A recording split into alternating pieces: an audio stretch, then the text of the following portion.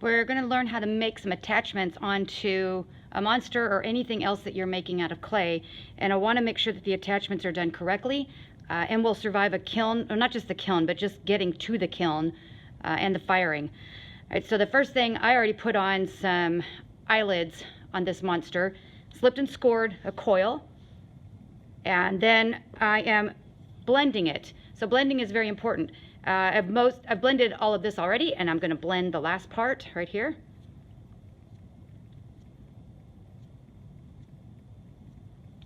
Okay, so slip and score, blending, and then smoothing out is very important. This clay is really soft, so I'm going to give it a little bit of time, but just running my finger over gets rid of all those marks that I just made. All right, I'm going to give that time to firm up some. But let's show you some other ideas of attaching what will and will not work. All right, so I've got the eyelids on. Now I want to put eyes inside there. And I've got these discs already made, and you can see that they are, they bulge out on both sides. So I can slip and score one in here, and my other disc, actually I got the wrong one, here we go. That one will go here, this disc will go here. And I've got to do this by preventing any air pockets. So I will slip and score. I've got a small container of water. And whatever tool you use to make score marks, it doesn't matter. I've got this serrated rib tool, so I can make a bunch of marks, rough it up pretty good, all the way in here where that eye is going to attach. Add a drop of water or two. Actually, I just dip this thing in. Some people use toothbrushes, that's fine. Don't use your toothbrush that you use to brush your teeth. So I've roughed that up pretty good.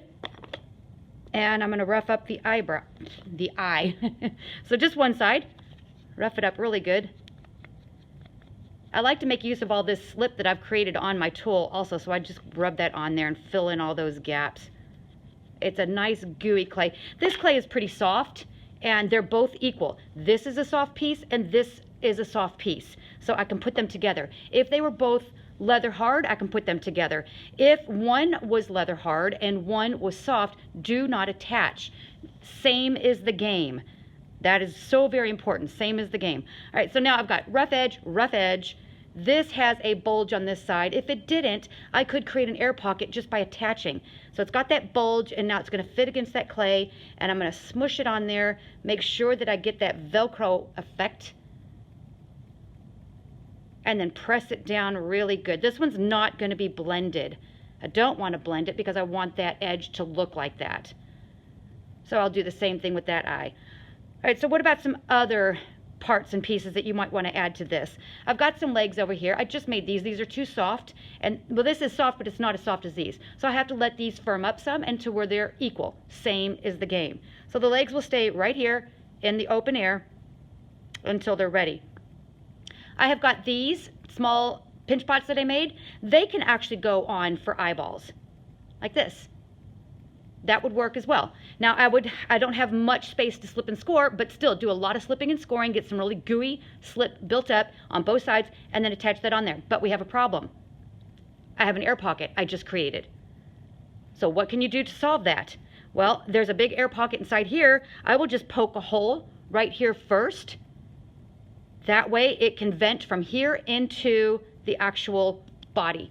And then I have to poke a hole somewhere in this to where all that air can vent. All right, so there's another way to attach. And that's a good, strong attachment. Okay, so let's look at some other attachments, some other pieces that I've made. How about a wing? I've got two wings right here. I want to show you what works and what doesn't work.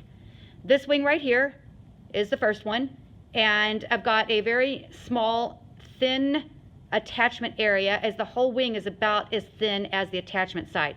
So I could do as much slipping and scoring as I want to attach this wing to come out like this. It is not going to work. It is too fragile. Just by lifting it up to put it in the kiln, it will get knocked off. All right, so what's a better idea? Well, what if I still like this wing and I want to use it? I can lay it down against the body, mold it to the body, and I have a huge attachment area. That's stable. That will work. A lot of slipping and scoring. This is a little bit too firm, and this is a little bit softer. So I would have to wrap this up in a damp rag and let this get a little bit softer, or let this get a little bit firmer until they're equal. Then I attach. Okay, I've got another wing that I made because some people like their wings to stick off the body, which is fine. This is the same with ears, arms, wings, whatever comes away from the main body of clay. Look at how this tapers out. What I mean by that is it's thin right here and then it gets thicker out here. And you can see how I've got a huge surface area for slipping and scoring. So that wing I can put on the body like this. Do a lot of good slipping and scoring and then blending, and that will work. I don't have it quite, you can see that it doesn't fit to the shape of the body, so that's very important. How about if I just take a tool and I cut it at an angle. Let's see if I can do this to where you can see what I'm doing. Okay, so I'm going to cut it at an angle to where it will fit the body. It's a little bit too hard to be able to just mold it. There we go. Okay, I don't want to create an air pocket, so I can't do that much. So now it is going to fit the body just fine. Do a lot of slipping and scoring and make sure when I do this, because I've got this angled to where it fits the body and that kind of dents in a little bit, I have to add extra slip. So when I press this on, I want to see slip ooze out all around the edge. And then I can attach it. And then you have a nice wing that's stable. There are some other parts that you might be thinking about. How about a horn? Okay, so I made this horn. This horn is a little bit thick at the bottom. Again, for good strong attachment. Thinner as it goes away from the body, really thick right here. Now this got a little bit thicker than my finger, so I had to make it hollow so I can guarantee there's not going to be air pockets in there. Slip and score really, really well. What if we attach that as a unicorn right here? All right, but I've just created an air pocket. All right, so again, drill a hole right here. And it's got to be bigger than a needle. If it's a needle hole, it shrinks and it makes it solid again, so you won't have that hole. So make it bigger than a needle. Or if you do a push pin or something, wiggle it around quite a bit and open that hole up. All right, so slip and score, push that on there. Make sure you've got enough slip where it oozes out the edges. Then just wipe that slip off, and that's good to go. Not too far away from the body, a stable attachment. All right, I've got other horns. I did the same thing with, okay? They got bigger than my finger down here at the attachment, and I don't want any air pockets in there. So I just made it hollow. Blech, where's the camera? Okay, now I will decide where I want those. Again, I will put a hole on the side, slip and score, a lot of slipping and scoring, and then attach that horn. That gets smaller as it moves away from the body, and it's not too far away from the body that it makes something that's really fragile. So what am I talking about? Something that's not going to work. Let me show you what won't work. I made this arm. It's a nice arm. It's got a paw on there. What if I want to put the paw right here and it's waving high? And I do a lot of slipping and scoring. Well, it will stay on for a while. But once these dry out to go into the kiln, this is so far away, it's so thin, and there's not much clay attaching right there, it will fall off. So you have to be really careful about pieces like this that come away from the body. What would work is, what if I just bend this over and it attaches to the body? So you see how it comes away right here? I can make this attachment much better, do a lot of slipping and scoring, and then also slip and score right here at this point. And that will most likely not break off. There's no guarantees, but this is the better chance that it will survive. I have a few pieces that I want to show you that did and didn't work. Done. This guy is really nice. Okay, these horns, they're really thin as they come away, kind of fragile, but they're not too far away from the body, and it's easy to pick up this thing around without touching them. So this worked. The tail attachment, it's really thick right here, and it got thinner as it went away.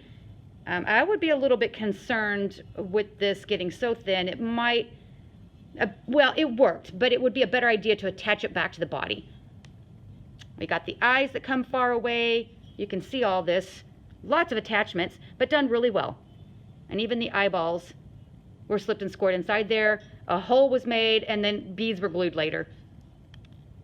Hollow at the bottom. Whoops, he lost his little necklace.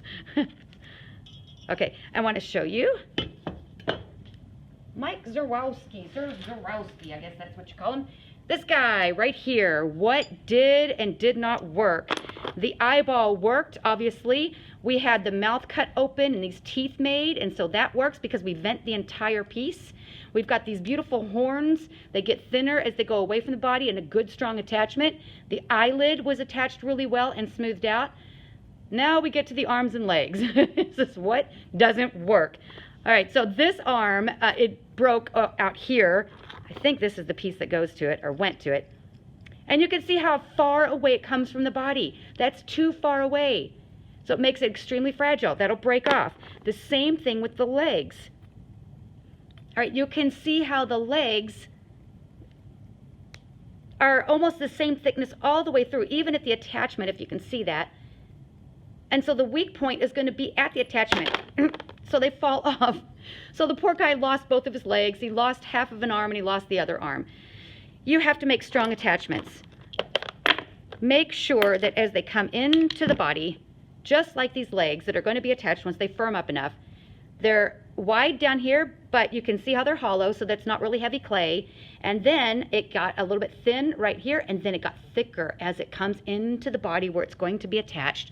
So I have a really good, strong attachment. Do a lot of slipping and scoring. Make sure if you are concerned about any air pockets, if this was hollow right here or an opening, I would drill a hole first and put that on there. I think I still will do that. All right, so that is going to help you to start adding a bunch of pieces and parts. The only thing I didn't go over is the mouth. So what you can see a lot with the mouth, I just got a small piece of clay with me. You can roll out a coil. You can make the teeth, slip and score those teeth on that coil. That would be like a lip, and we're just gonna have a one-toothed monster here. Okay, so slip and score that on there, which I didn't do. And then you slip and score that onto your monster, and you only have to blend at the bottom. That way you leave that lip right here. Okay, I hope that helps, and I hope you make really good, strong attachments and that your monster will survive the kiln. Thank you.